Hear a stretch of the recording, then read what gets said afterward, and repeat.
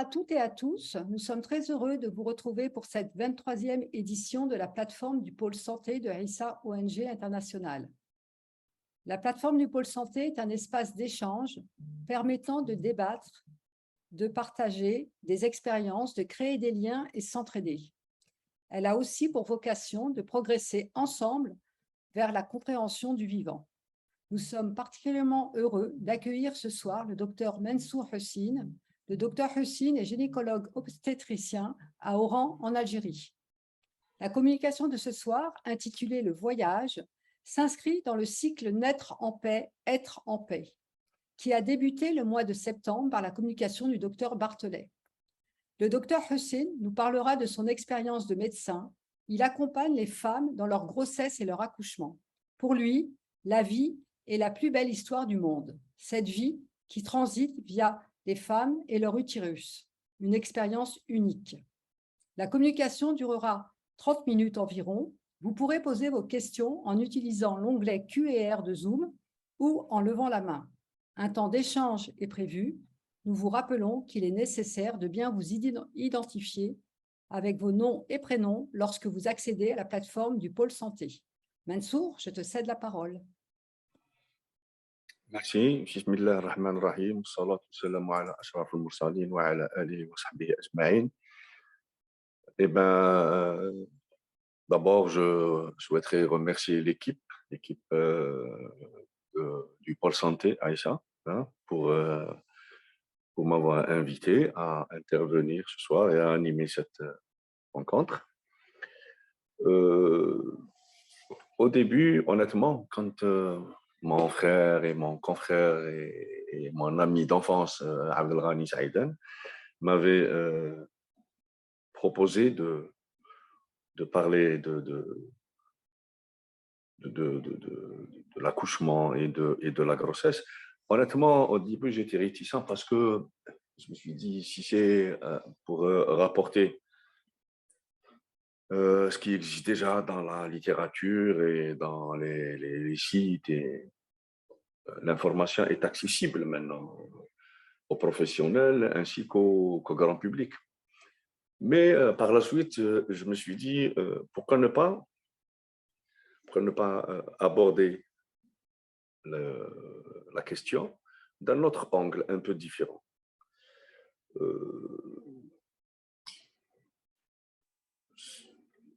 Avant de faire mes études en faculté de médecine, j'ai eu à fréquenter une autre école, une école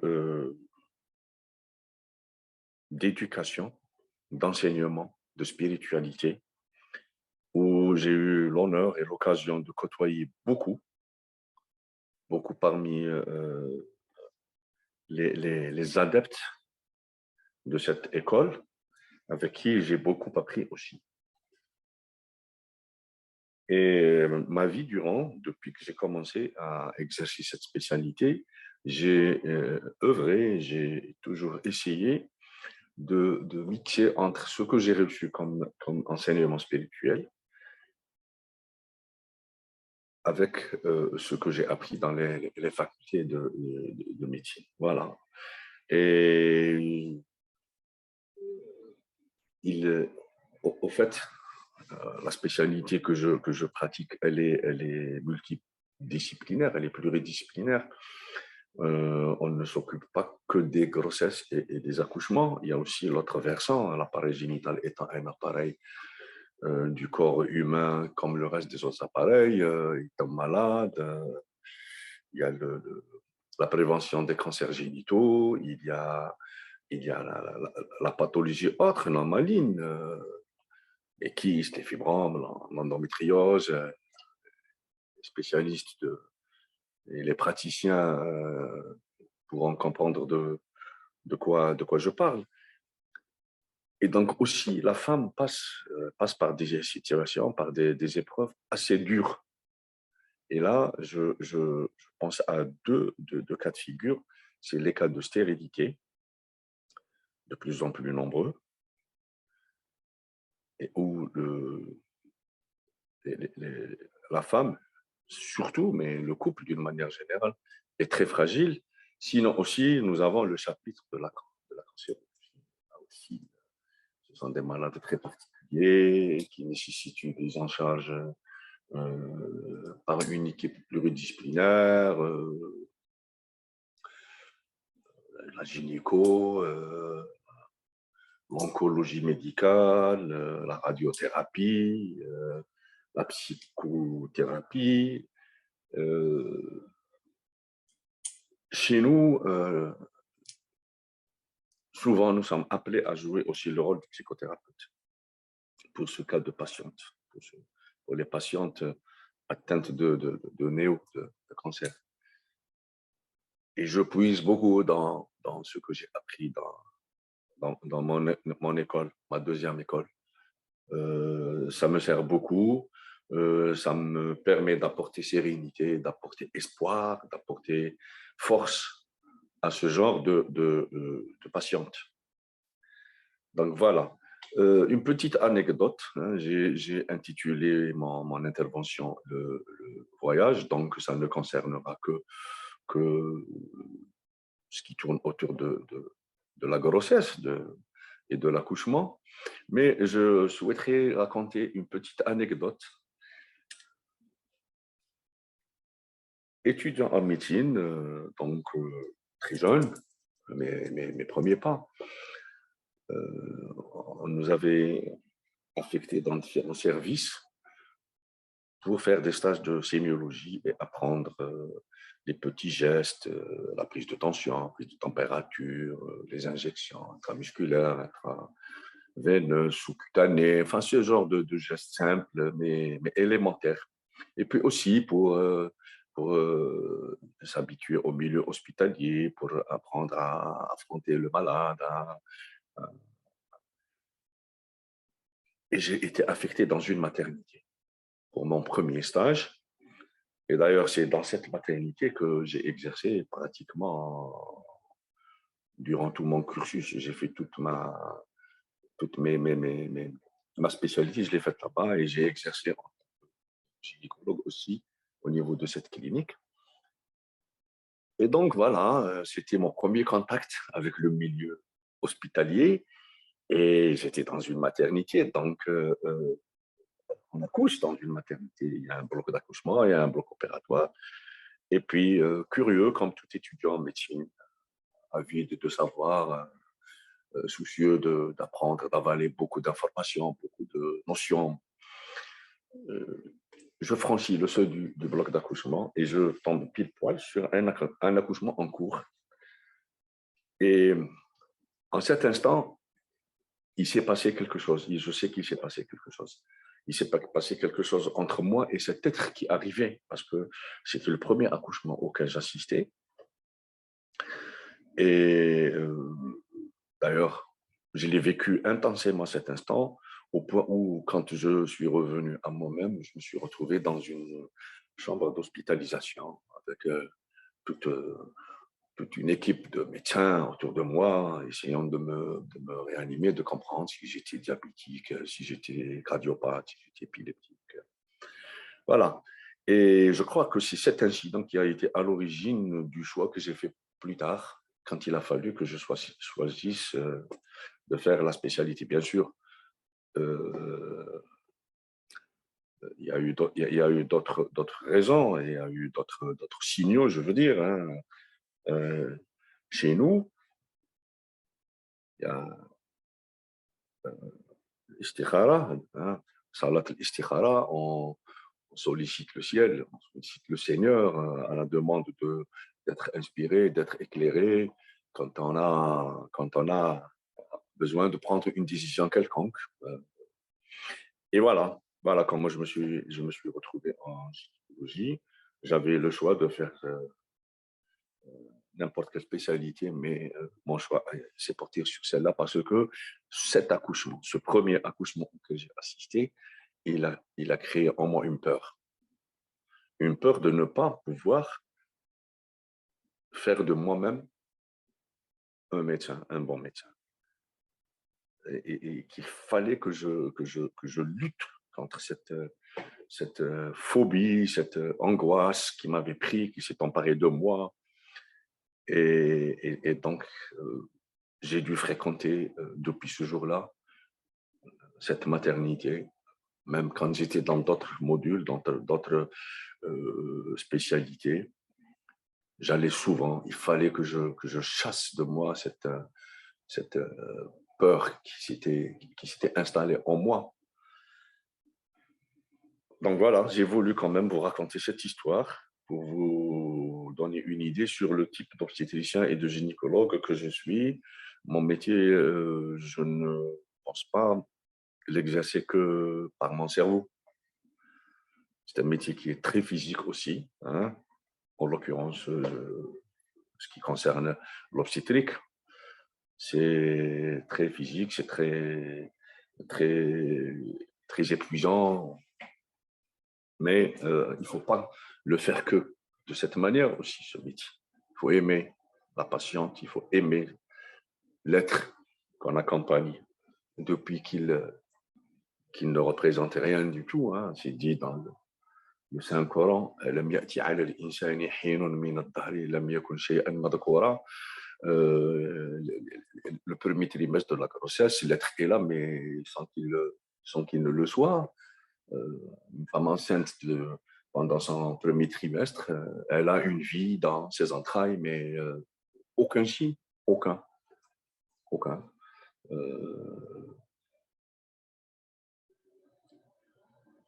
Donc voilà, c'est un métier qu'il faut aussi exercer avec l'intérieur, avec le cœur. Voilà. Donc, je vais entamer mon intervention.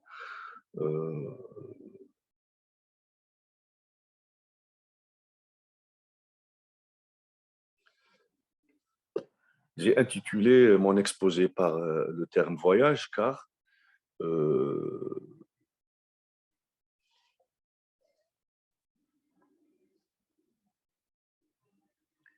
processus, en fait, cette chose, ce phénomène qui s'appelle la grossesse, qui aboutit à un autre phénomène qui s'appelle l'accouchement. En fait, c'est une succession de voyages.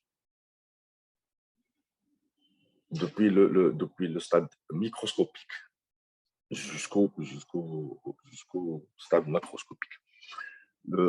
Chez la femme d'abord. Chez la femme, l'appareil génital est doté de deux bouts de chair, hein, les gonades, les ovaires.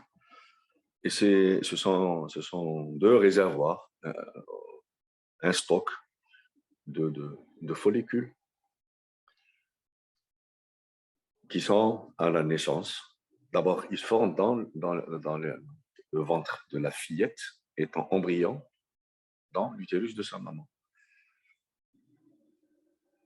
Et quand elle arrive à la vie, à la puberté, ses ovaires se réveillent, ils commencent à fonctionner et ces follicules commencent à subir le phénomène de la maturation qui sera suivi d'ovulation, bien sûr. Et ce follicule, déjà, il bouge, il migre. Du stroma ovarien, il migre vers la superficie quand il subit sa maturation. Le jour de l'ovulation, nous avons une explosion de ce follicule. Il explose. En explosant, il éjecte une cellule qu'on appelle l'ovocyte. Encore du mouvement, encore du voyage. Cet ovocyte, il est propulsé vers la trempe, vers le pavillon de la trempe de Fallope. Il est récupéré par le pavillon de Fallope qui est tapissé par des cellules ciliées. L'ovocyte n'étant pas doté d'outils de déplacement, ce sont les vibrations de ces cellules ciliées qui le font migrer du bout de la trempe vers la jonction entre le tiers distal de celle-ci et les deux tiers proximaux donc de la trempe. Il y a du mouvement, il y a du voyage aussi. Le spermatozoïde, chez lui, c'est plus édifiant. D'abord, des testicules, il migre à travers les canaux et à travers la verge. il est expulsé dans le vagin. Le sperme subit l'action des acides vaginaux, ce qui va permettre la libération de ces spermatozoïdes pour qu'ils puissent migrer et voyager à travers le canal cervical, utérin, le canal du col de l'utérus, le canal de la matrice. Et bien sûr, tous ces voyages, tous ces déplacements, durant tous ces déplacements, le spermatozoïde est confronté à des obstacles, à commencer déjà par ce canal cervical qui joue pratiquement le rôle d'un organe de sélection, de recrutement, ne traverseront cette première barrière que les spermatozoïdes de morphologie normale, actifs, vivants donc. Il traversera aussi la cavité de l'utérus, où il sera confronté à un autre obstacle que sont les macrophages, ces cellules tueuses dont nous disposons, qui nous protègent, qui protègent notre organisme, jusqu'à ce qu'il arrive au niveau de la trompe à travers l'ostium utérinum et là aussi, les cellules ciliées de la trempe vont l'aider parce que déjà épuisé, il dispose de très peu d'énergie pour lui permettre de couvrir la distance des 2/3 proximaux de la trempe. Encore le voyage. Le spermatozoïde doté d'une poche sur sa tête qu'on appelle l'acrosome, qui contient une enzyme qui sert justement à fragiliser la membrane externe de l'ovocyte. Donc, cet être vivant, cette créature qui est le spermatozoïde, est créé pour faire un voyage, faire éclater cette poche sur la surface de l'ovocyte et attendre. Ils sont nombreux, très nombreux, à le faire pour que l'ovocyte cède. L'ovocyte serait doté d'une porte. Il ne s'ouvre pas n'importe où. Et donc, en s'ouvrant, le spermatozoïde qui se trouve au regard de ce lieu d'ouverture est englouti, il pénètre cet ovocyte. C'est la fécondation. Et là, il se passe un phénomène aussi magique que le reste, la fusion des deux groupes chromosomiques, ceux ramenés par le spermatozoïde et ceux disponibles au niveau de l'ovocyte. Une nouvelle cellule est créée, une nouvelle cellule née, qui n'a jamais existé auparavant et qui n'existera plus, enfin jamais après, en dehors de cet élément qui est ce corps, qui sera cet embryon, qui sera ce fœtus, qui sera ce nouveau-né. On dit bien que Dieu est unique et il a tout créé à son image. Hein. L'unité dans la diversité. C'est ce qui fait que nous soyons tous différents. On peut avoir des similitudes pour se ressembler, mais c'est nécessaire d'être différent parce que c'est suite à ça qu'on se complémentarise.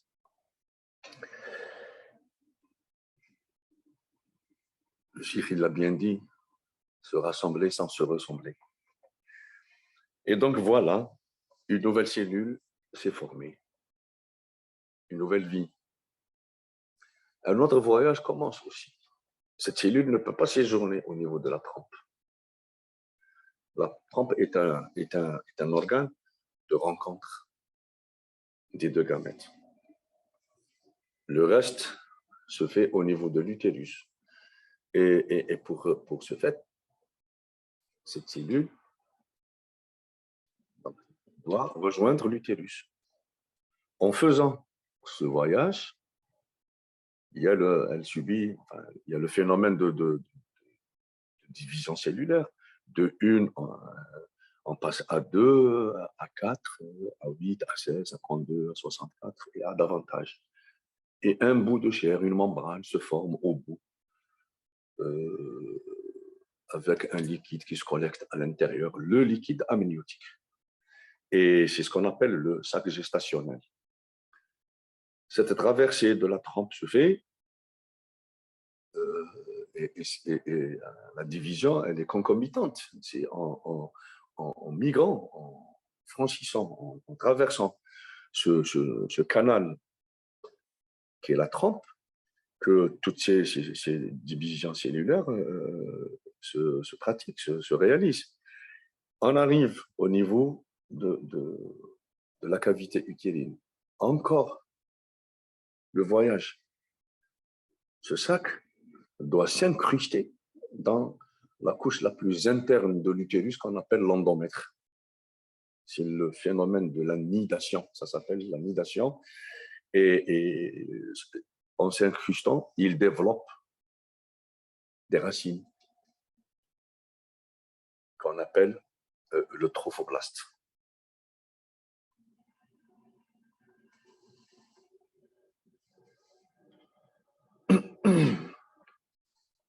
Donc, le trophoblaste s'incruste dans l'endomètre et les échanges commencent entre la maman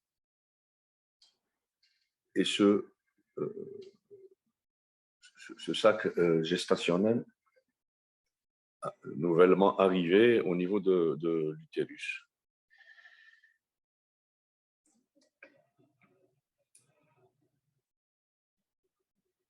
L'apparition de l'embryon. Le sac musculaire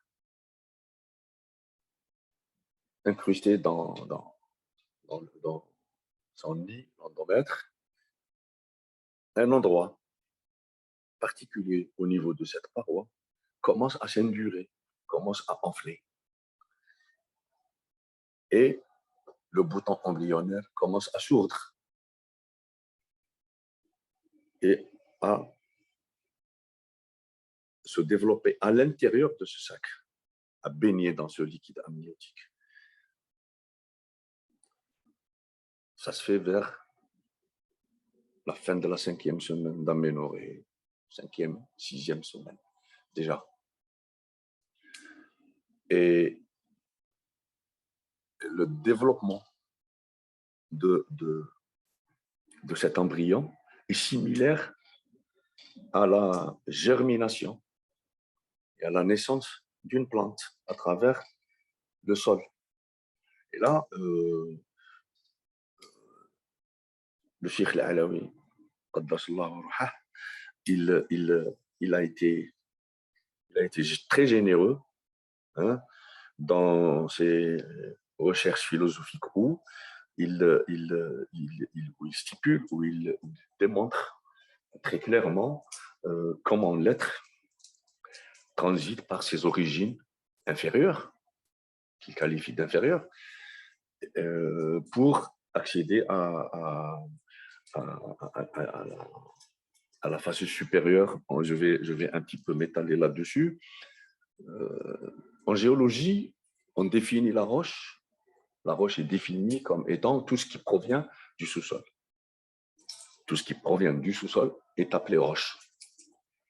Telle est la définition de la roche chez les géologues. L'eau provient du sous-sol. L'eau est considérée comme une roche. Tout est liquide au début.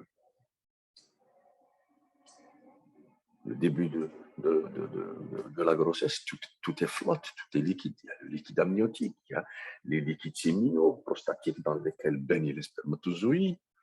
L'ovocyte, il baigne dans un liquide qui est le liquide folliculaire. Et pour se détacher de ce monde minéral,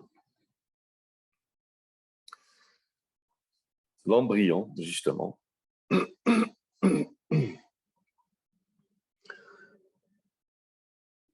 doit acquérir certaines qualités, que sont la croissance et la vibration. Telles les plantes.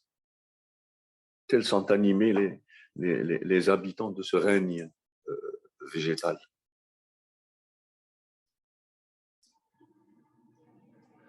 Et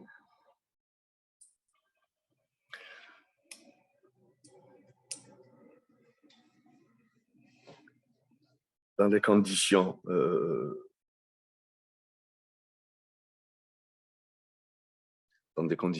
normales, dans l'évolution de cet embryon,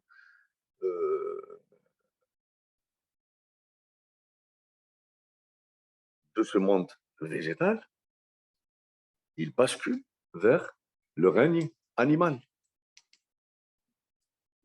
Quelle différence y a-t-il entre un embryon de 18 semaines, 16-18 semaines et un embryon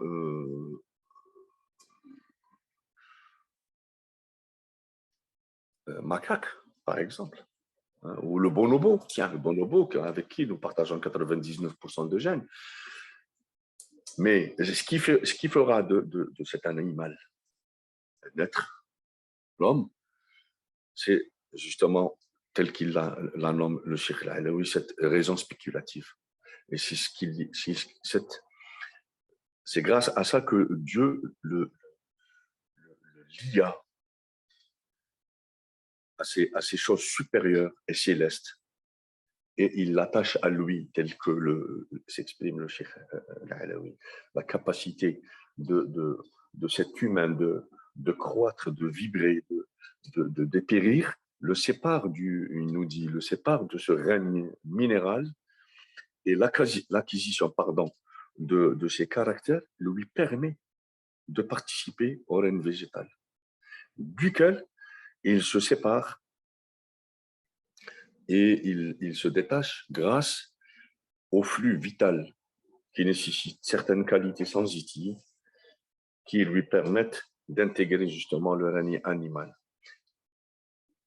La séparation du règne animal se fait grâce, je vous ai dit, à la raison spéculative. Voilà ce qu'a dit le Cheikh Al-Alaoui. C'est grâce à elle que l'homme se détermine des choses inférieures et basses, et c'est grâce à elle aussi, c'est elle qui le rattache aux choses supérieures et célestes. L'homme est considéré comme un trait d'union entre les deux positions, la supérieure et l'inférieure. C'est uniquement à ce niveau que l'humanité peut exister. Dieu dit dans le Saint-Coran, et il vous a créé par étapes successives. Ou encore, dans un autre verset, il dit puis nous le créâmes d'une création nouvelle. Et donc, ce voyage, encore, cette migration, cette transition par ces différents règnes, nous ramène vers cet âge gestationnel compris entre 18 à 18 semaines. Déjà, l'organogénèse est pratiquement aboutie, achevée. L'embryon est doté de tous ses organes, dans les cas normaux, hein, naturellement, en dehors des cas de malformation. Et à 21 semaines, aux alentours de 21 semaines, un phénomène aussi important est vécu lors de la grossesse. La femme perçoit pour la première fois les mouvements de son fœtus. Là, on parle de fœtus. Scientifiquement, on l'explique par le fait que l'utérus non gravide ou même gravide, mais avant qu'il n'atteigne la taille de 21 semaines, hein, où le fond de l'utérus est au niveau de l'ombilique de la femme, ombilique, source de vie pour elle, quand elle était embryon, elle aussi, et fœtus. Il y a beaucoup de choses qui se rejoignent autour de cet âge gestationnel. Donc, l'utérus, avant d'atteindre cette taille, c'est barorécepteur, hein, c'est détecteur de pression dont nous sommes dotés dans tout notre corps. Ils existent, mais ils ne sont pas matures, donc ils ne sont pas opérationnels. Ils ne communiquent pas cet influx nerveux sensitif au cerveau. Et donc, c'est pour ça que la femme, jusqu'à 21 semaines, elle ne peut pas percevoir les mouvements de son bébé. Ce n'est qu'après que ces récepteurs deviennent donc matures, actifs, et détectent ces mouvements et les communiquent au cerveau. Et quand le bébé bouge dans le ventre de sa maman, elle perçoit ces mouvements et elle les sent. Pour les professionnels, c'est pour ça que la médication change selon quand il s'agit de menaces d'avortement ou de menaces d'accouchement prématuré. On a recours à des médicaments en deuxième et troisième trimestre qui sont inefficaces lors du premier trimestre et même la moitié du deuxième trimestre. Parce que justement, ils agissent sur ces récepteurs et ils sont inefficaces si on les utilise avant 21 semaines. Les récepteurs en question, les barorécepteurs, sont immatures. Mais, dans notre tradition, quand la femme est enceinte et elle perçoit ces mouvements pour la première fois, on dit que c'est le jour où le dépôt divin a été insufflé par l'ange dans ce corps vivant. C'est devenu un homme.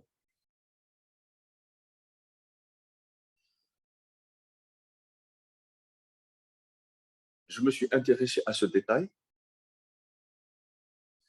et j'ai fait coïncider les consultations prénatales, donc le contrôle des grossesses de mes patientes. Je les vois. Je les vois à 19 semaines et je les revois à 22 semaines. Je m'intéresse à la question, je m'intéresse à la chose et je leur pose des questions. D'abord, je vois comment elles se comportent, comment elles diffèrent. À 21, 22 semaines, ce ne sont plus les mêmes patientes que je voyais avant. Elles sont plus lumineuses, elles sont plus joyeuses, elles sont apaisées, l'espoir augmente, la joie augmente. Elles sont convaincues qu'il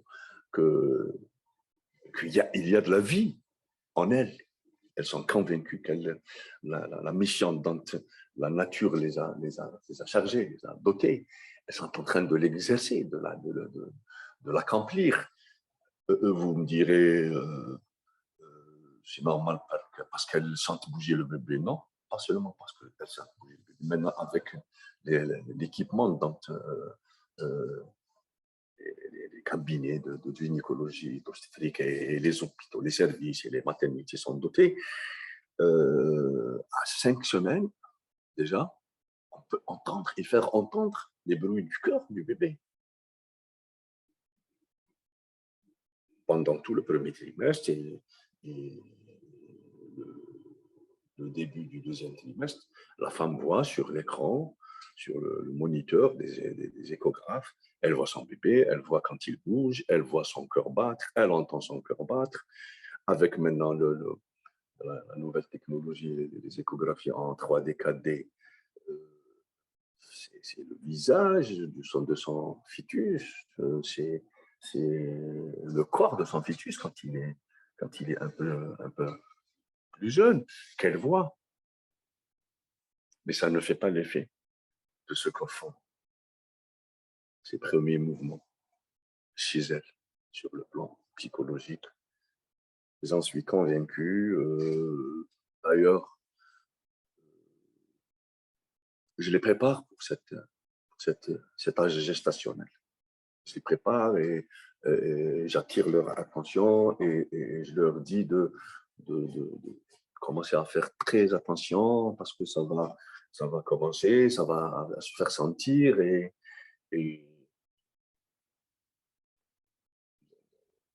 l'être existe. L'être existe maintenant. Voilà, donc, et puis le voyage continue. Après ça, le fœtus, il croît, il grossit. C'est l'engraissement, c'est la croissance. Jusqu'au jour où il devra quitter ce paradis. On ne sait toujours pas qui c'est qui décide de ce jour. Est-ce que c'est le fœtus qui libère des substances? Il libérerait des substances dans le liquide amniotique et qui seront à l'origine de l'apparition des contractions utérines et la dilatation du col et donc l'expulsion, entre guillemets, de cet être humain de l'utérus, ou c'est l'utérus par lui-même qui décide de mettre fin au séjour de cet être humain en lui et de lui ouvrir la porte, donc le col, et de lui permettre de quitter. Paradis, oui, parce que par le biais de ce cordon ombilical, de cette autoroute, hein, le cordon ombilical est doté de 3 vaisseaux sanguins, 2 artères et une veine. Les 2 artères sont reliées au placenta. Si vous voulez, pour revenir à ce qu'on disait tout à l'heure, concernant le règne végétal, le tronc de l'arbre correspondrait au cordon ombilical, hein, avec tous les canaux dans lesquels circule la sève, hein, qui nourrit l'arbre. Et le placenta, c'est l'équivalent des racines qui sont incrustées dans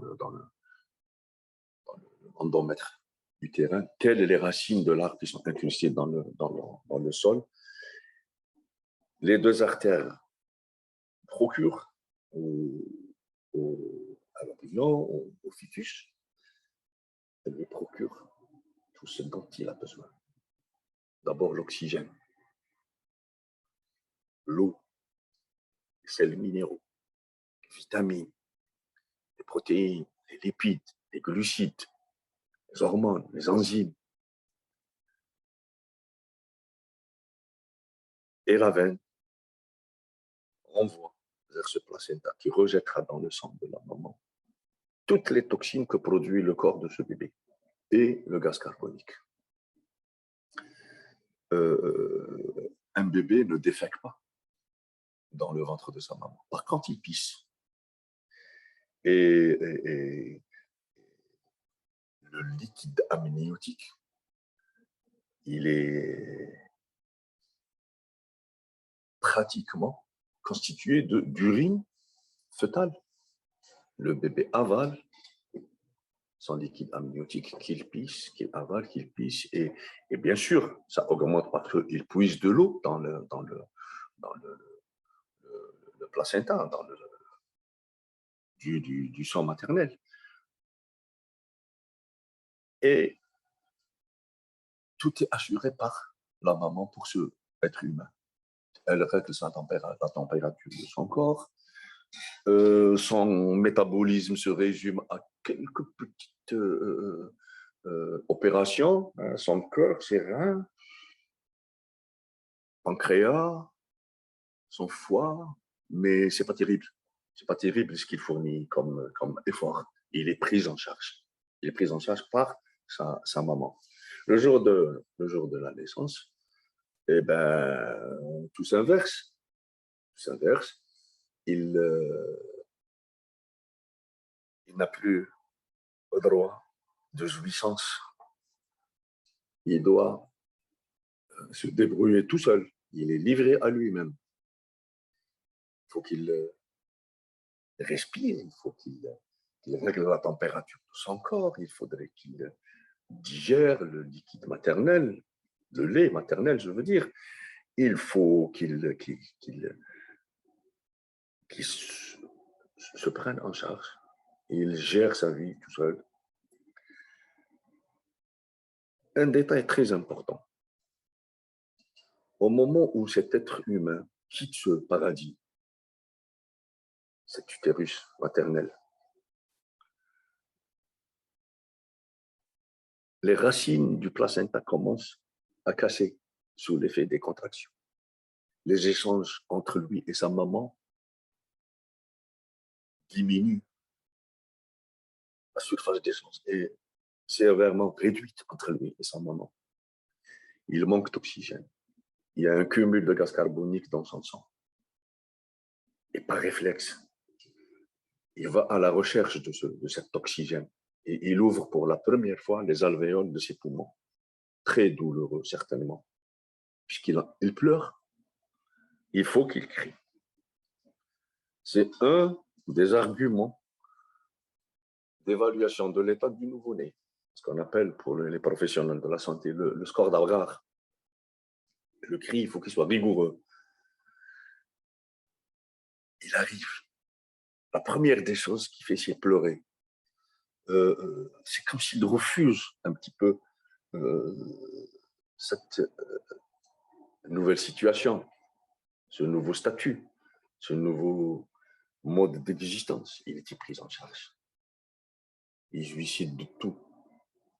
Et maintenant, il est appelé à tout faire pour lui-même. Il commence la respiration. Et comme je me rappelle un jour, le Cheikh Haj Mahdi dans une Modakara, il dit, même le nombre d'inspiration et d'expiration est comptabilisé. Et il les fera jusqu'au dernier souffle, hein, comme on le dit. Donc, encore un voyage. Et c'est une succession de voyages. L'arrivée de l'homme, de l'être humain.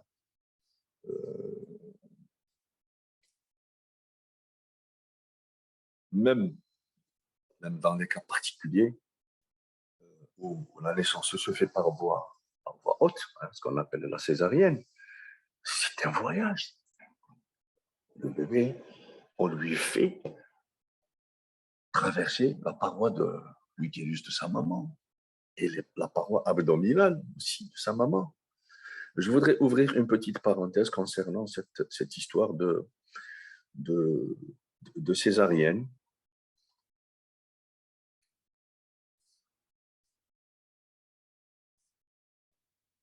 D'abord, c'est la seule intervention chirurgicale que l'on réalise sur le corps de l'homme, un grand âge de la femme, de la parturiente, pour un phénomène de joie, la naissance d'un être, l'arrivée d'un bébé, d'un membre, un nouveau membre dans la famille.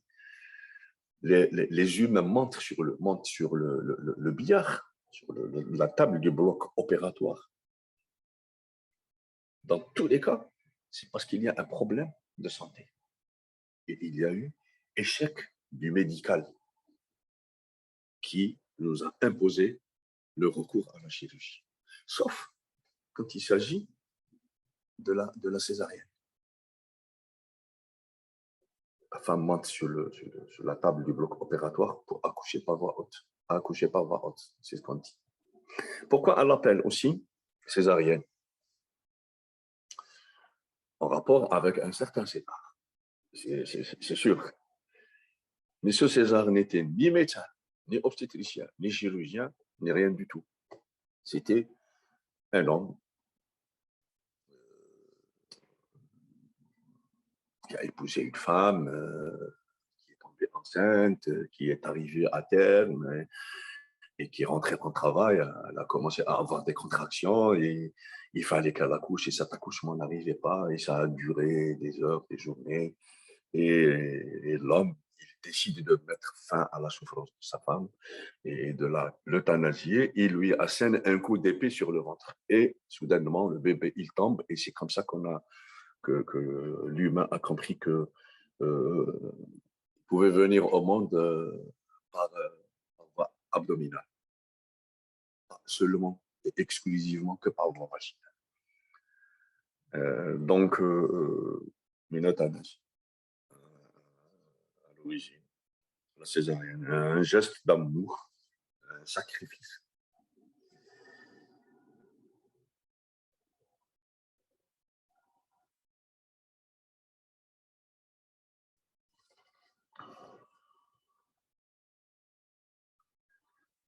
Chez nous, à la naissance, dans notre tradition musulmane, le père ou le grand-père ou l'oncle maternel, paternel, concernant mes bébés, je le fais moi-même pour eux. On fait, une fois l'accouchement fait, hein, on fait l'appel à la prière au niveau de l'oreille du bébé.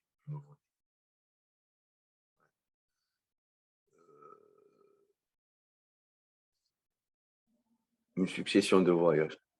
Celui-là est inauguré par un appel à la prière. Mais cet appel à la prière n'est pas suivi d'une prière. Aucune. La prière pour laquelle on a fait cet appel, c'est celle qu'on fera sur cet être humain une fois parti. Une fois qu'il aura quitté le monde. Là, c'est la prière du défunt, la prière du mort. On fait sur nous l'appel à la prière qu'on fera sur nous quand on décédera. Voilà, combien aura duré ce voyage. Dieu dit dans le Saint-Coran,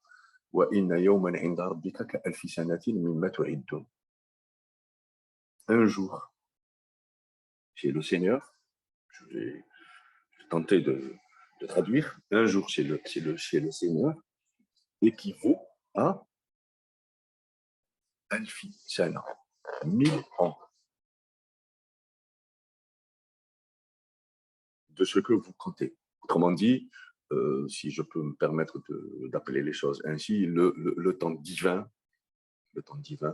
un jour dans le temps divin équivaudrait à 10 siècles de notre temps terrestre, si je peux me permettre de faire cette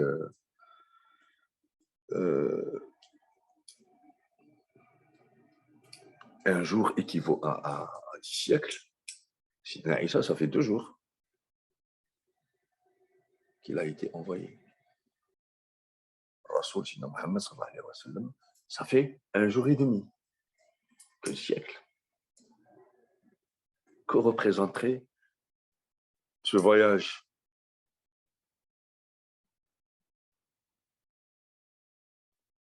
Que fait l'homme sur Terre? Quand on atteint 1 siècle, à combien ça pourrait correspondre dans le temps divin? L'esprit se serait absenté combien de là où il est venu quand il a séjourné dans un organisme humain pendant 1 siècle sur Terre?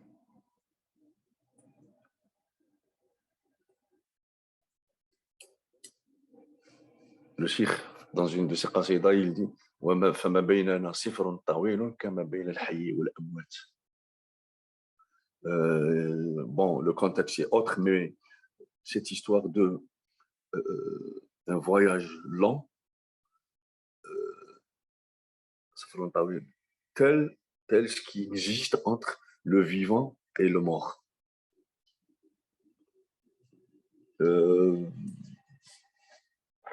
Ça invite à la réflexion. Là, ce voyage qu'on pense long, pénible, j'ai beaucoup aimé lecture que j'avais faite où on comparait le voyage à la vie, à un voyage par train, où on te dit, tu montes dans un train, tu ne sais pas dans quelle cabine tu seras, tu ne sais pas qui c'est que tu vas trouver dans cette cabine, tu ne sais pas qui c'est qui va te rejoindre dans cette cabine, tu ne sais pas qui c'est qui quittera cette cabine, tu ne sais pas quand est-ce que tu quittes cette cabine. Et voilà, donc mon rôle de gynécologue obstétricien est d'aider la grossesse à venir quand il s'agit de cas de couple stérile, hein, de couple hypofertile, d'accompagner l'être aussi dans son voyage intra-utérin, de surveiller, de s'assurer que les conditions dans lesquelles il séjourne et il croit et dans cette matrice, cette utérus maternel, je veille à ce que, donc je peux, à ce que ce séjour soit le plus agréable possible, tant sur le plan médical que psychologique et que parfois même sur le plan spirituel, parce que chaque grossesse est une grossesse à part chez la même femme. Et chaque femme est différente d'une autre. Et faut être tel un miroir devant ces parturientes, devant ces femmes quand elles sont en état de grossesse, quand elles sont si particulières. Il y a parmi nous peut-être des mamans, des femmes qui ont déjà vécu cette expérience et qui, je crois, comprennent très bien de quoi je parle. Mais il y a aussi des papas aussi. L'homme aussi, il vit la grossesse à sa manière.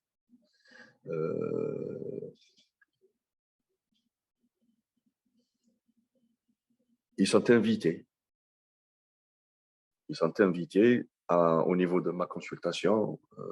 Je m'arrange toujours à ce que les époux soient présents, qu'ils sachent qu'ils sont invités à contribuer, à collaborer, à ramener leur contribution pour la réussite de cette entreprise qui est la grossesse et la naissance d'un être humain. Les hommes doivent savoir que leurs fœtus connaissent leur voix. Ils entendent leur voix quand ils sont dans les ventres de leur maman. Ils perçoivent les ondes sonores émises par les cordes vocales du papa. Parce que c'est ce qui se répète et ce qui se répète. Ils les reconnaissent à la naissance. Et ça fait partie de ce côté magique de ce phénomène qui est la grossesse, qui est l'arrivée de l'être dans le monde, dans notre monde.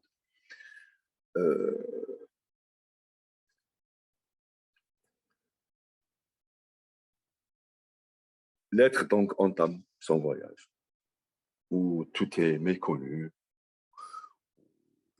Cheikh Hadj Mahdi, un jour dans une Moudakara, il dit l'être humain doit savoir d'où il vient pour qu'il sache où il va.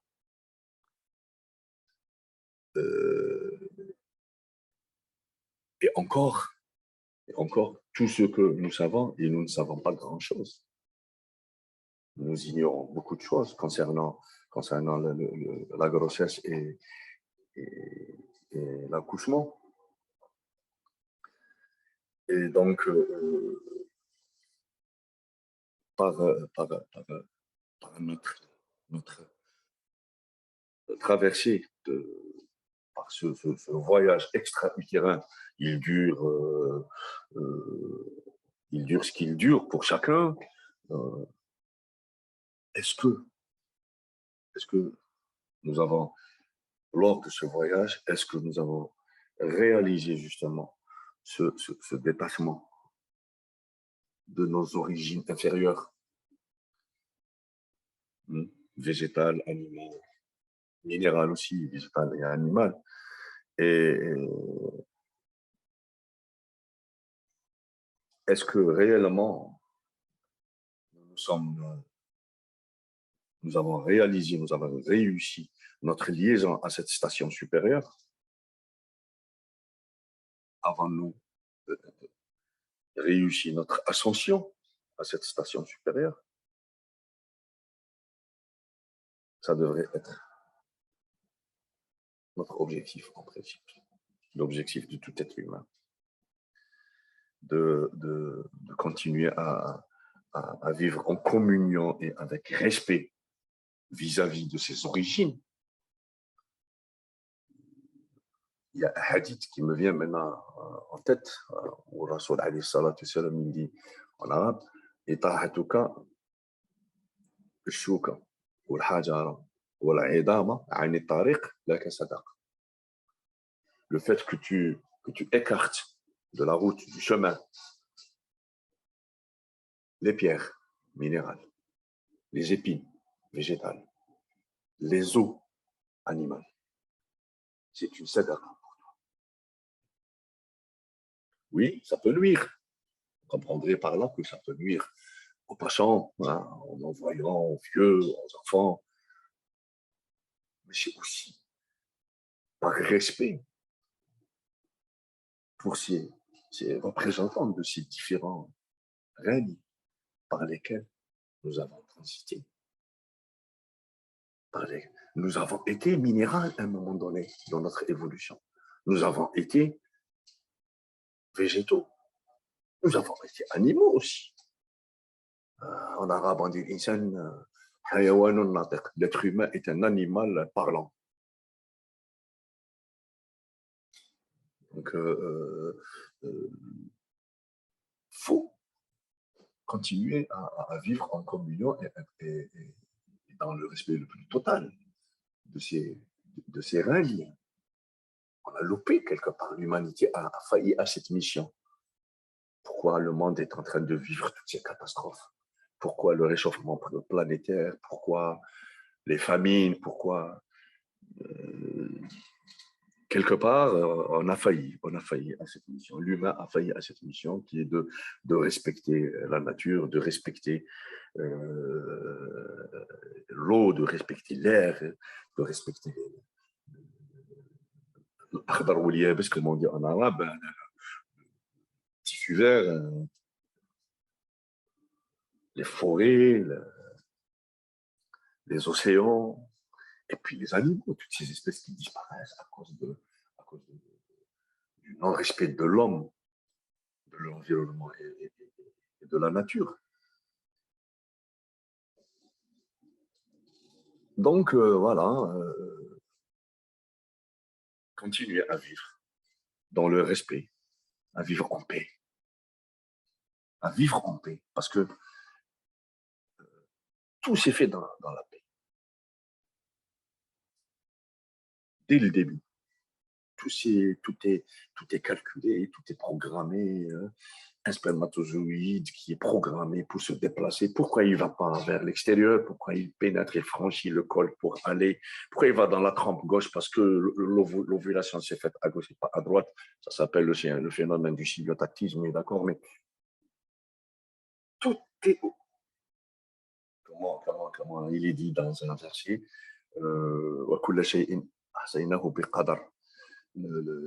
est calculé, la perfection dans la création.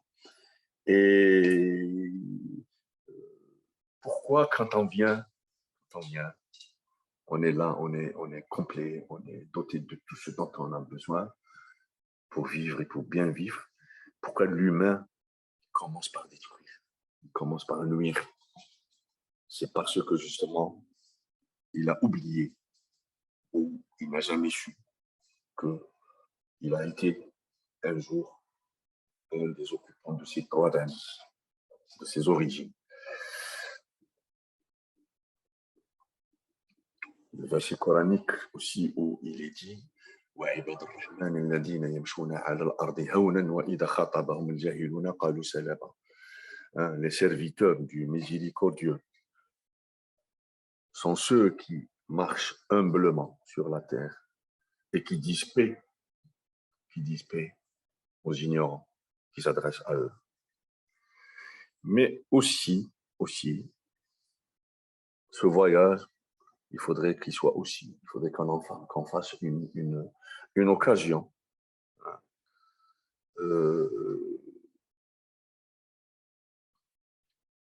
de nous délivrer de ces choses inférieures et de nous rattacher à celles supérieures.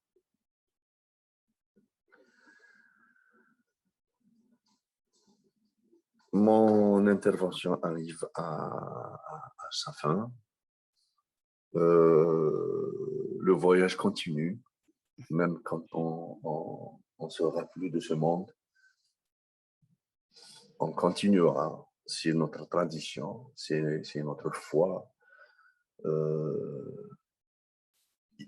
Il continuera. Sous quelle forme? Ceux qui l'ont déjà fait le savent, mais il continuera. Les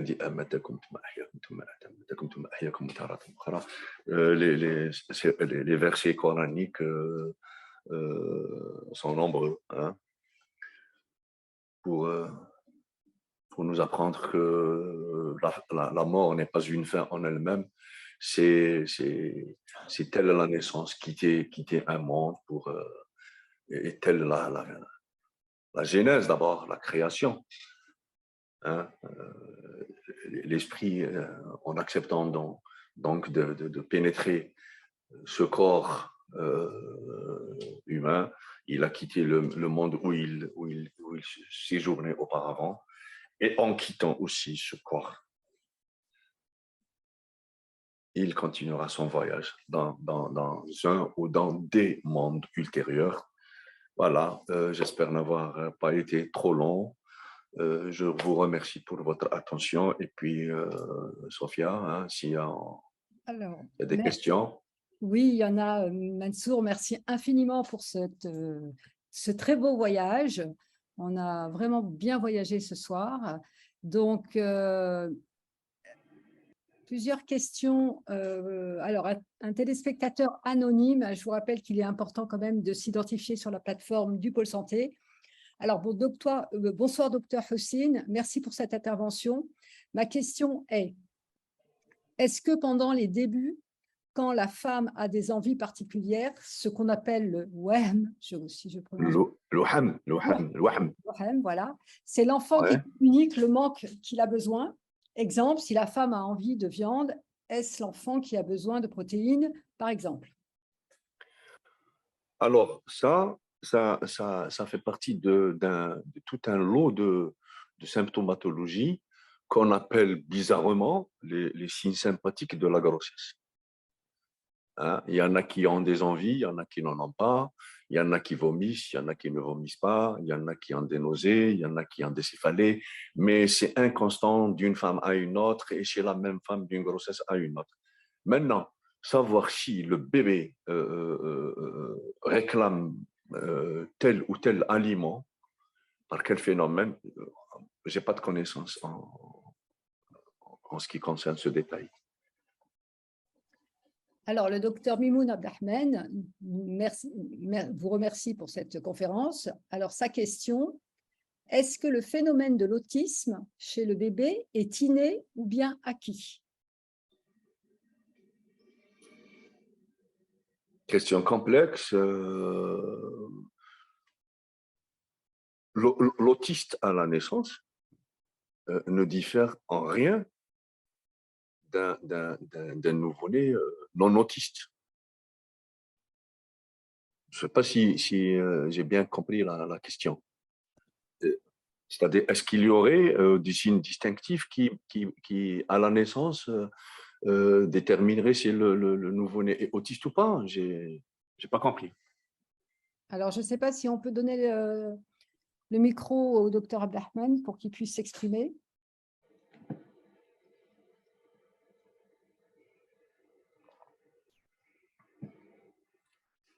Alors, je ne vois pas la main levée. S'il pouvait lever sa main pour la technique, ça serait plus simple.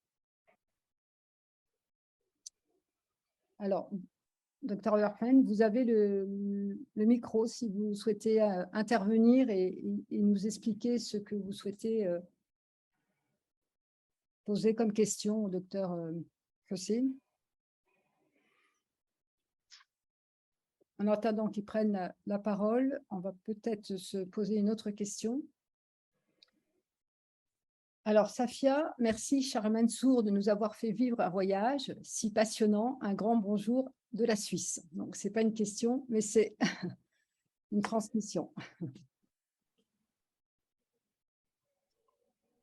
Alors, moi, j'en ai eu une question. Oui. Depuis quelques années, et notamment par les travaux du docteur Frédéric Leboyer, se pose la question de la façon de naître, notamment en Occident, hein, les salles médicalisées, les salles de travail, le bruit, la lumière.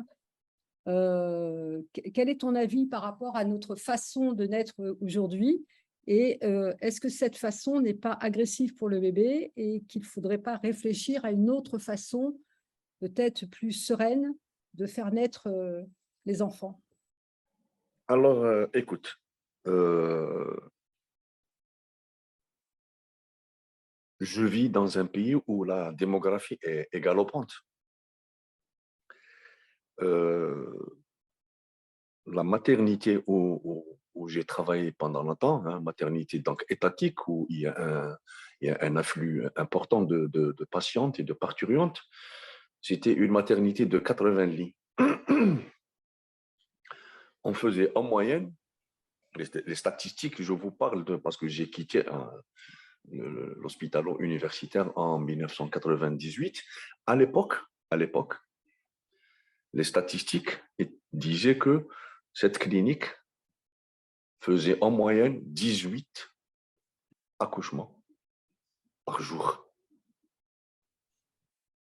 C'est un seul point de garde par rapport à 18 points de garde dont est doté Oran. Les deux secteurs confondus, public et privé.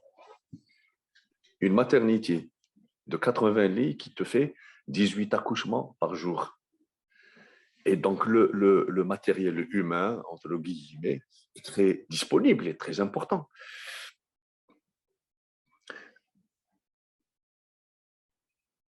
Les gens, une maternité comme la nôtre, hein, celle où j'ai exercé, l'équipe de garde, on était quoi? On était le chef de garde, maître assistant avec maximum 3 résidents. Hein, c'est l'équivalent des internes, hein, en France. Et puis les internes, chez nous, les internes, c'est les étudiants en médecine en fin de cursus qui viennent faire leur stage de gynécologie obstétrique qui est obligatoire. Et donc, ils n'opèrent pas, les internes.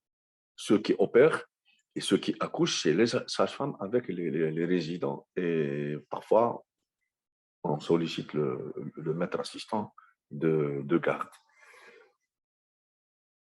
Et quand il fallait opérer, on ne pouvait pas prendre en charge beaucoup de malades en même temps. Donc, les indications de césarienne étaient vraiment pesées. C'est vraiment quand on n'avait pas le choix, quand on arrivait dans des situations de blocage. La grande majorité des femmes accouchent par voie basse. Les premiers temps, les accouchements se faisaient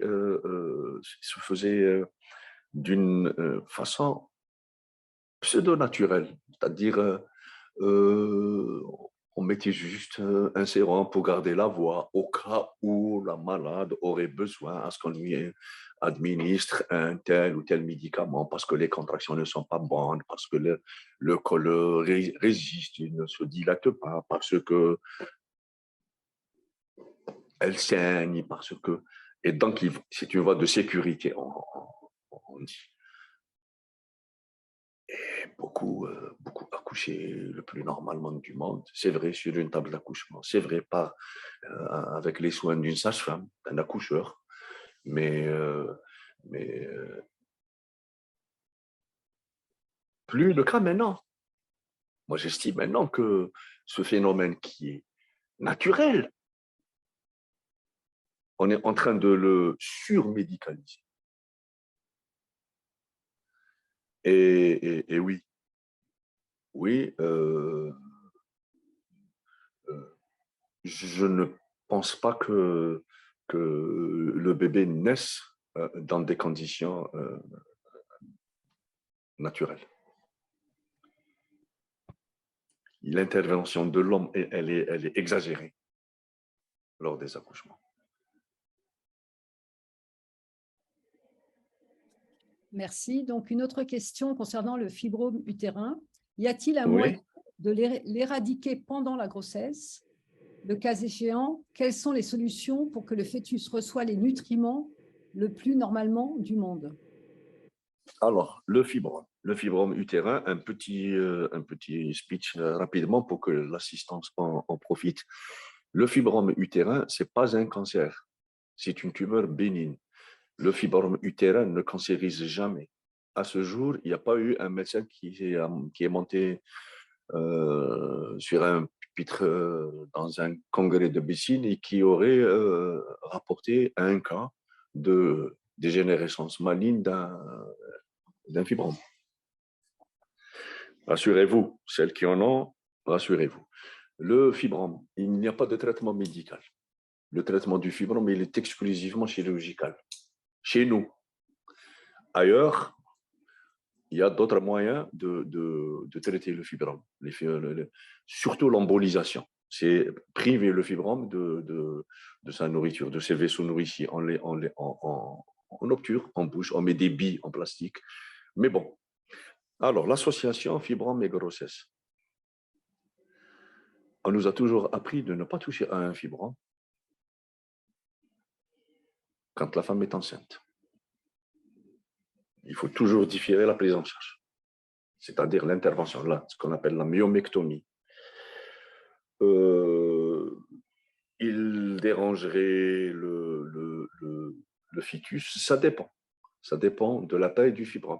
Ça dépend de la topographie du fibrome. Vous savez, l'utérus, la paroi de l'utérus, est faite de 3 couches. La couche la plus externe qui protège l'utérus des autres organes avoisinants.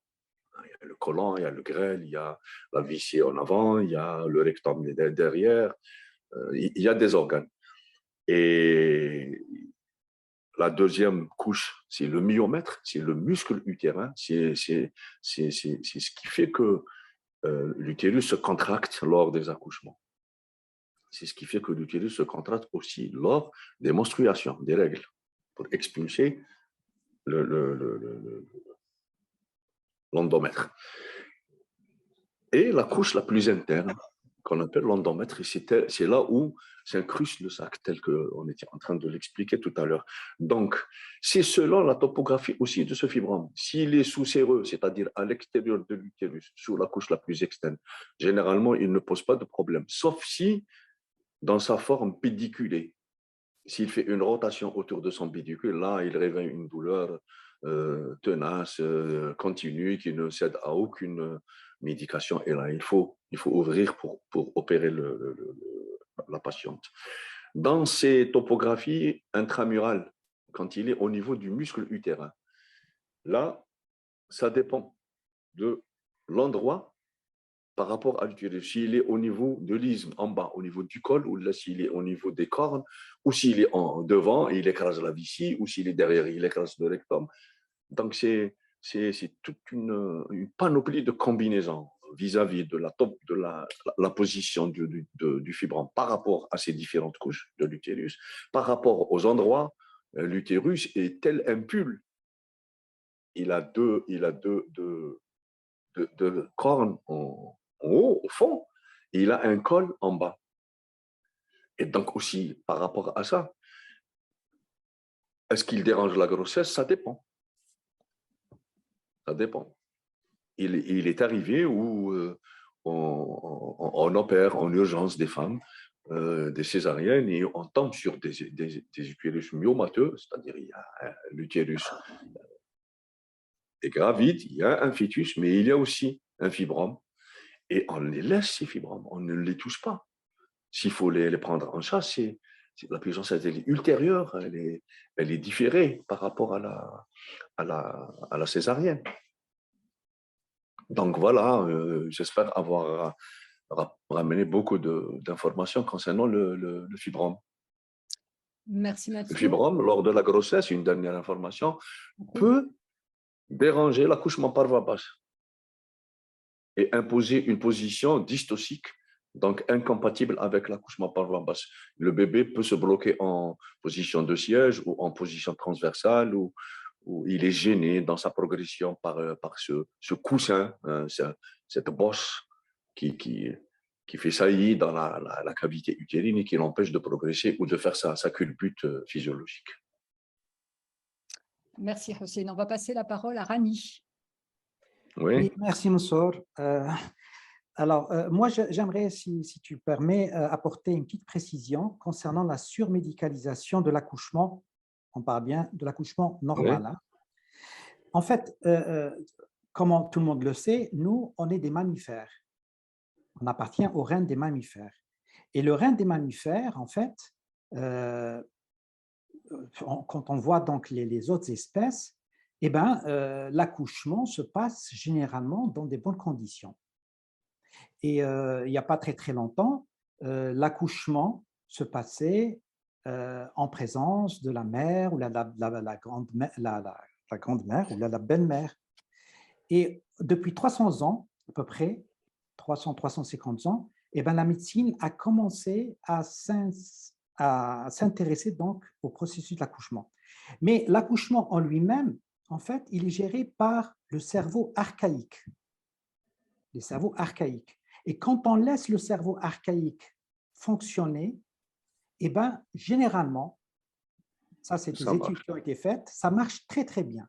En fait, pourquoi aujourd'hui l'intervention médicale provoque des problèmes d'accouchement, donc ils ont plutôt un travail très lent et souvent on a recours à des césariennes. Pourquoi? Eh bien, certaines études ont montré que parce que le cerveau, donc le mental, le néocortex intervient, que en fait, il bloque le processus du cerveau archaïque. Et donc, comme l'a dit Sophia, il faut peut-être revenir à cette nature, à la nature première, qui est de laisser la nature faire les choses, c'est-à-dire, il faut, comme on le voit chez les mammifères, la femelle, quand elle veut accoucher, eh ben, elle s'isole.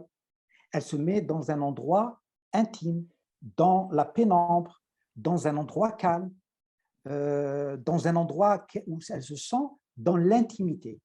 Et malheureusement, c'est tout à fait le contraire ce qui se passe aujourd'hui dans les accouchements, puisqu'on quitte la maison, on va rencontrer des gens, donc du personnel médical qu'on voit pour la première fois, le personnel médical commence à faire des touchés vaginaux pour voir un petit peu la dilatation du col, et tout ça, ça entrave le processus normal de l'accouchement. Voilà, j'ai voulu donc apporter cette précision, mais merci pour ton intervention. Oui, tout à fait. Je te remercie pour ton intervention. Hein. Ça fait pas longtemps. Toi et moi sommes nés à domicile. Ça fait pas longtemps par rapport à l'histoire de l'humanité. Ça fait très peu de temps. Je vais pas divulguer ton âge, mais ça fait pas longtemps. Les femmes accouchaient à domicile, assistées par une matrone. Maintenant, c'est surmédicalisé parce que ça rentre dans le conditionnement de l'être humain. La femme a changé. La femme ne veut plus souffrir. la femme ne veut plus vivre la douleur de l'accouchement. C'est un grand problème pour nous. Quand vous avez des parturientes qui viennent, qui imposent à ce que ça soit une césarienne à l'avance, on ne sait même pas si la grossesse va aboutir. Parce que d'autres considérations maintenant rentrent en jeu. Le fait d'accoucher par voie basse, ça cause des transformations sur le plan organique, d'épisiotomie, hein. Le fait qu'on coupe la vulve et le vagin et qu'on les resuture par la suite, après l'accouchement, c'est très complexe. Je crois que ça fait partie de cet ordre mondial, hein, où on a voulu transformer beaucoup de choses. Même les accouchements dans des structures de santé. Maintenant, les femmes sont demandeuses d'accouchement sous péridurale. Avec l'avènement de l'arachy-anesthésie, maintenant, vous faites même une césarienne. La bonne dame, elle est là. Son ventre est ouvert. Je vais vous raconter une petite anecdote. Ça fait quelque temps, une de mes patientes qui est musicologue avait fait une grossesse gémellaire et donc l'accouchement par les voies naturelles n'était pas possible et on a été donc lui faire sa césarienne et lors de l'intervention qui s'est faite sous anesthésie, il m'arrive parfois de chantonner comme ça, du chemin, ça y est, l'extraction s'est faite, on a suturé l'utérus, on est tranquille, on est bien. Et la bonne dame, elle me corrige, elle me dit non, ça c'est tel maqam dans la musique andalouse et tout. Et je lui dis, et c'est quoi, comment c'est ça, comment on le fait, etc. Elle s'est mise à chanter. Et à un moment donné, je dis à mon confrère, là, je dis, tu te rends compte, ça fait 20 ans, on serait sorti du bloc et on aurait dit aux gens, on a fait une césarienne à une femme et elle nous a donné un cours de musique en parallèle. Ils nous auraient pris pour des malades mentaux. Et quand on a goûté à ce confort, quand on a goûté à ce luxe, je ne crois pas que ça sera une rude épreuve. En tout cas, c'est une entreprise difficile de ramener les femmes à ce qu'elles accouchent autrement que comme ça se fait maintenant. Je crois. Merci, merci Mansour. Alors, le docteur Abdelrahman donc a un souci de technique de micro, donc il a remis sa question en essayant d'expliciter. Je voulais dire, est-ce que le bébé est déjà autiste dans l'utérus de sa maman ou bien c'est l'environnement qui le rend autiste? Voilà. Non, je ne le pense pas. Je crois que l'environnement n'a rien à voir. L'environnement pourrait peut-être donner, fournir des moyens, des outils pour aider l'autiste à s'intégrer un petit peu. C'est le travail colossal que font les associations maintenant de prise en charge des autistes. Avec les orthophonistes aussi, l'autiste, c'est un être humain normal, mais qui vit dans sa sphère, dans sa bulle. Je crois que non, l'environnement n'a rien à voir. En tout cas, l'environnement ne peut pas être responsable du fait que tel ou tel soit autiste ou non. Alors, une question, Rania, si on pouvait donner la parole à Rania. Rania, tu as la parole. Voilà. Ah, il y a un problème technique sur ton micro.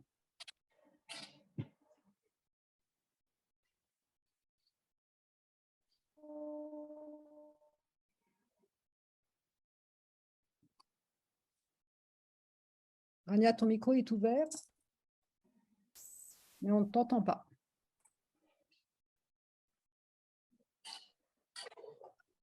Alors, en attendant d'avoir la résolution des problèmes techniques, on va passer la parole à Abdelkader Soulim. Abdelkader. Oui, bonsoir. Bonsoir. Bonsoir, merci beaucoup Mansour pour ton Bonsoir. intervention. Euh, Plaisir. mon commentaire, c'est surtout par rapport à la question sur l'autisme. Oui, On a longtemps culpabilisé les femmes dans la genèse de l'autisme. On fait écarter le père, mais on dit souvent c'est la femme.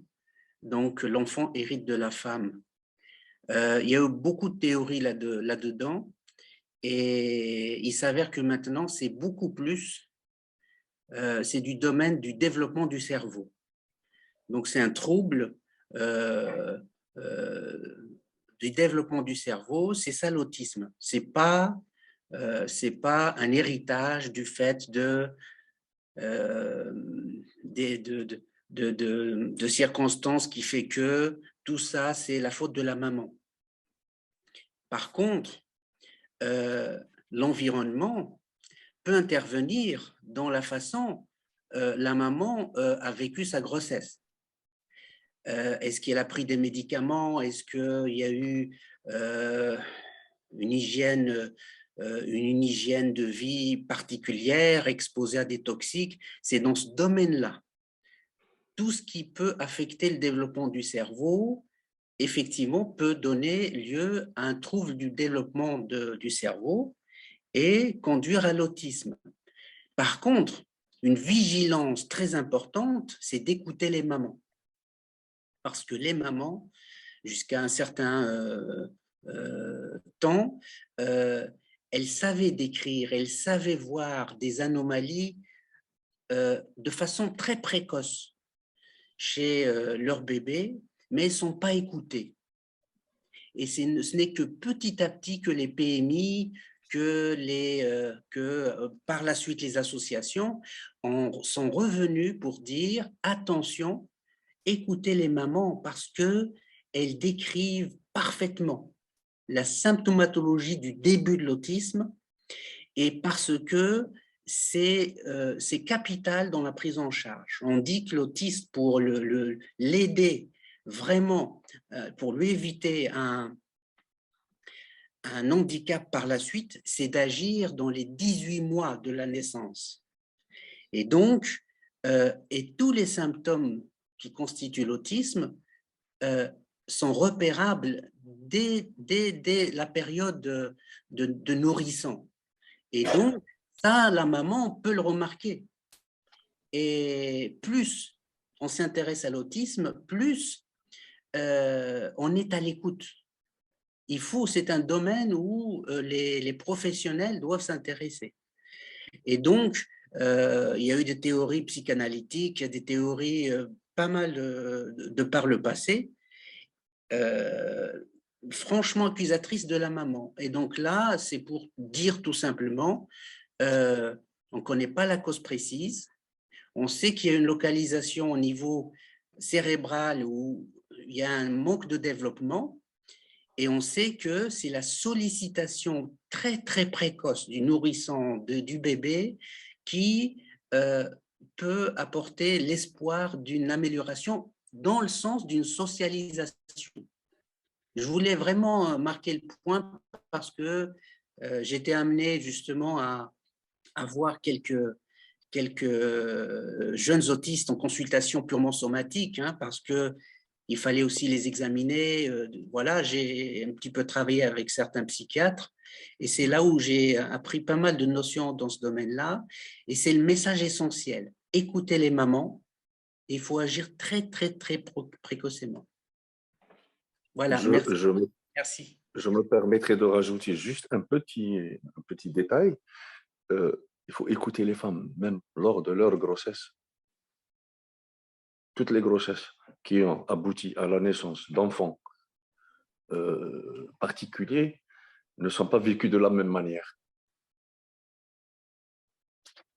Ça, je l'ai remarqué chez les femmes quand dans le cas des trisomies 21, vous savez que chez nous, l'interruption thérapeutique de la grossesse n'existe pas. C'est interdit d'interrompre une grossesse, quelle que soit la raison. La législation nous interdit de faire des interruptions médicales de grossesse. Donc, même ces cas que nous diagnostiquons lors de la grossesse, le vécu de la grossesse, il est différent par rapport à quand c'est normal. Je l'ai remarqué. J'ai eu quand même quelques 5 ou 6 cas, dont une qui m'est très proche, qui ont eu un autiste, hein, dans une cousine à moi. Et donc, ça m'a permis d'entourer la question de trop près, de m'intéresser à fond. Même lors des grossesses, ça je vous l'assure, même lors des grossesses, le déroulement, il est particulier. Et d'ailleurs, j'appréhende. À chaque fois que je tombe sur un cas d'une femme enceinte, ça s'accompagne de stress, d'angoisse, d'inquiétude. Et pourtant, ce sont des femmes pieuses, généralement. Elles ont accès à l'outil spirituel, elles prient, elles font du dhikr, etc. Et le déroulement de la grossesse, il n'est pas normal. La femme n'est pas responsable, bien sûr, ni l'homme d'ailleurs. Cette atteinte au niveau cérébral, elle se fait comme si aussi une autre malformation surgirait chez ce bébé. Ne serait-ce qu'une polydactylie.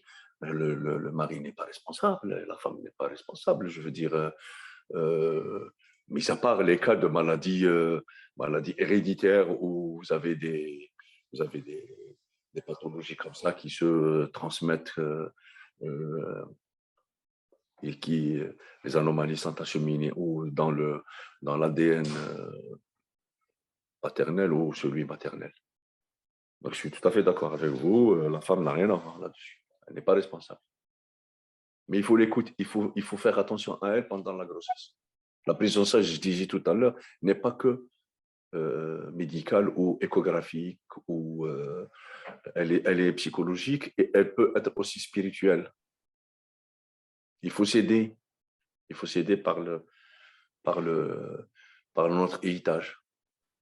Il faut le rendre disponible, il faut le rendre utile, il faut s'en servir. Il faut s'en servir. Je ne prive pas les femmes qui sont demandeuses de dhikr pendant leur grossesse. J'ai été autorisé, alhamdoulilah. Donc, et je vois sur le terrain le retour. Ça procure sérénité, ça procure liberté, ça procure tranquillité. La femme se dégage de cette responsabilité, de cette angoisse, ce que sera son enfant, est-ce que ça va marcher ou pas, sera-t-il, chez nous on dit Sora al-Kamila, l'image parfaite. C'est une angoisse chez toute femme enceinte. Il y a des femmes ici, en état de grossesse, leur peur noire, c'est de mettre au monde un enfant qui présenterait une malformation. Et ces peurs, on peut les estomper, on peut les atténuer, les éteindre, grâce aussi à un apport, je dirais, spirituel, hein, chez ces femmes. Voilà. Et puis l'échange se fait entre le bébé, il partage tout avec sa mère. Il partage ses angoisses, il partage ses peines, il partage ses peurs, il partage ses joies, il partage tout. Il y a un échange qui se fait. Dernièrement, je tombe sur un écrit où on rapporte que des cellules fœtales peuvent continuer à vivre dans le corps de la maman jusqu'à 40 ans. Et elles serviraient dans la protection du corps de la maman. Ça renforce l'immunité de la femme, de la maman. Donc, ça n'est pas qu'une histoire de séjour. Oui, comme les mammifères, c'est vrai. Le Cheikh Al-Alaoui l'a dit. Le règne animal, le règne minéral et le règne végétal. Oui, c'est vrai. Mais il y a la main de Dieu, là. Il y a la 21e semaine. Il y a le dépôt divin qui fait toute la différence. En tout cas, j'en suis convaincu. Convaincu parce que je vois le fruit de ça sur le terrain. Alhamdoulilah. Voilà. Merci beaucoup, Mansour. Merci. Alors, je ne sais pas si Rania a récupéré son micro ou si on fait un autre essai. Alors là, ça... Elle a posé sa question, Sophia, Oui, dans le oui, QR. oui. Donc on va la lire, effectivement. Qu'en est-il du vécu de l'enfant quand il vient au monde dans le bruit et beaucoup de lumière dans les salles d'accouchement? Elle témoigne qu'elle a été assistante gynéco, où les femmes accouchaient dans l'eau, debout et avec une lumière tamisée et de la musique douce. Oui, de toutes les façons,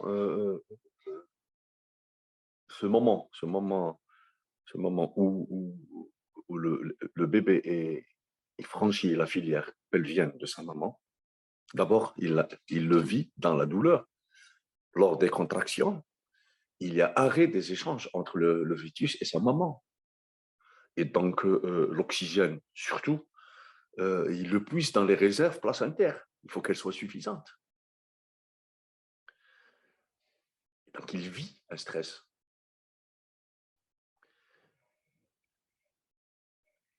Les contractions compriment son corps. Je ne sais pas si, imaginez-vous, bien installé, et puis soudainement, on commence à vous bousculer, à vous pousser, à vous, à vous faire, à vous chasser carrément, à vous pousser vers la porte pour vous mettre hors et en dehors. Donc, la température aussi.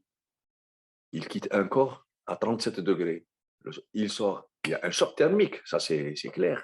Et puis, le nouveau-né ne voit pas.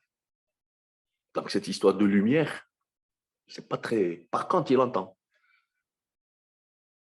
Et c'est le bruit qui constitue une véritable agression.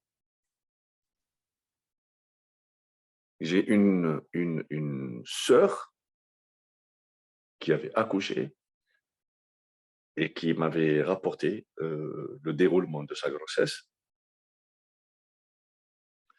Elle a demandé à ce qu'il n'y ait pas beaucoup de monde dans la salle d'accouchement et lors des contractions, donc quand elle était en travail, on l'a mise sur la table pour la faire pousser, elle s'est mise à faire la aymara.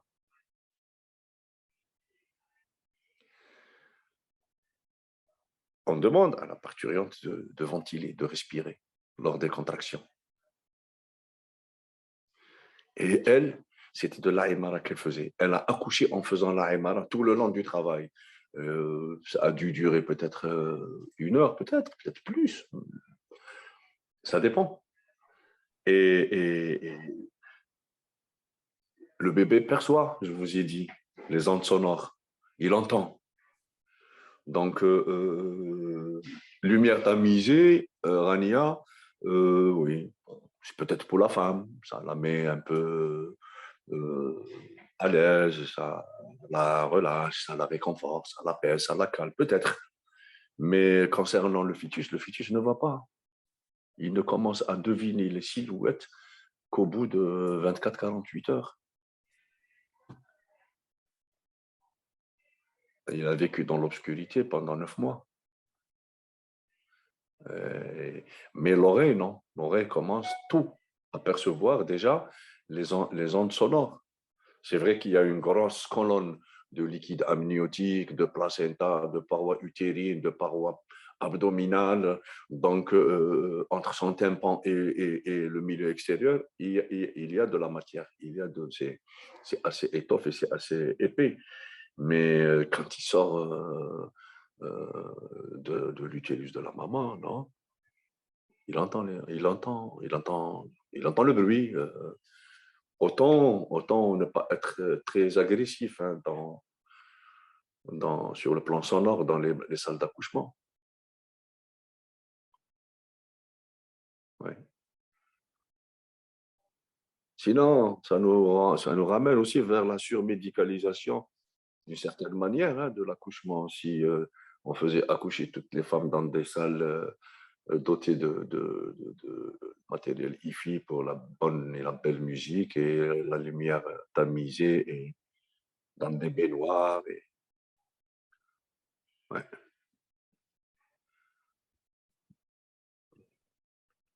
Voilà. J'espère avoir répondu à Vanille.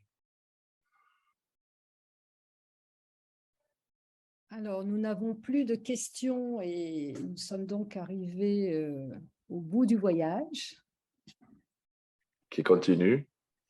qui continue, bien évidemment. Alors, ainsi se termine la plateforme du pôle santé de ce soir. Merci infiniment au docteur Mansour Hussein de nous avoir fait voyager ce soir et partager son expérience très enrichissante sur son expérience personnelle et professionnelle, très enrichissant. La prochaine plateforme... Pardon ? C'est avec un grand plaisir. Merci à vous de m'avoir invité aussi. M'avoir permis de partager avec vous. La prochaine plateforme du pôle santé se tiendra le 18 novembre 2022 et elle aura pour thème le COVID et la médecine chinoise. Je vous souhaite une très bonne soirée. Portez-vous bien. Merci. Et je vous dis Merci. à la prochaine, Inch'Allah. Salam alaikum. Salam alaikum. Au revoir.